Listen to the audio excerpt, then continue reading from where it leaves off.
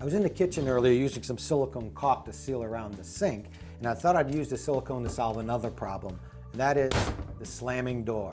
The reason that happens is the door has self-closing hinges, which are great because it pulls it closed, but once the little pads, the felt pads, wore off, you just have wood on wood. I'll have to come back and repair that one, but here's another one that was slamming I repaired earlier.